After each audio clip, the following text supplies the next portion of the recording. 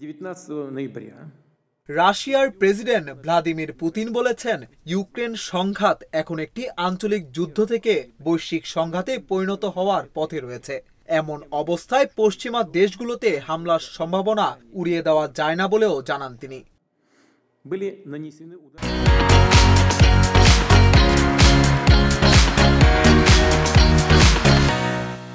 বৃহস্পতিবার জাতির উদ্দেশ্যে এক ভাষণে এসব কথা বলেন রুশ প্রেসিডেন্ট ভ্লাদিমির পুতিন। বার্তা সংস্থা এএফপির প্রতিবেদনে এ তথ্য জানানো হয়। Неоднократно подчеркивали ранее ভাষণে রুশ প্রেসিডেন্ট জানান, ইউক্রেনে মধ্যম পাল্লার ব্যালিস্টিক ক্ষেপণাস্ত্র হামলা চালানো হয়েছে।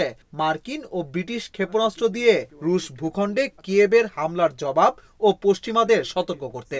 которые очевидно были поставлены. পুতিন বলেন, ইউক্রেনে রাশিয়া এ ধরনের আরো ক্ষেপণাস্ত্র ছুড়বে কিনা তা নির্ভর করবে পশ্চিমাদের পরবর্তী পদক্ষেপের ওপর। ইউক্রেনকে অস্ত্র ব্যবহারের অনুমোদন দিয়ে যুদ্ধের তীব্রতা বাড়াচ্ছে পশ্চিমারা। এর ফলে আঞ্চলিক সংঘাত বিশ্বব্যাপী ছড়ানোর সংখ্যা দেখা দিয়েছে বলেও মন্তব্য করেন রুশ প্রেসিডেন্ট। которые мы перед собой ভাষণে রুশ প্রেসিডেন্ট হুঁশিয়ারি দিয়ে বলেন, যদি আগ্রাসী কার্যক্রম বৃদ্ধি পায় আমরা সমানভাবে প্রতিক্রিয়া জানাবো। যেসব দেশ তাদের অস্ত্র আমাদের সামরিক স্থাপনায় ব্যবহারের অনুমতি দিচ্ছে তাদের সামরিক স্থাপনাগুলোতে আঘাত করার অধিকার রাশিয়ার রয়েছে। কেউ যদি এটি নিয়ে সন্দেহ করে তবে তারা ভুল করছে।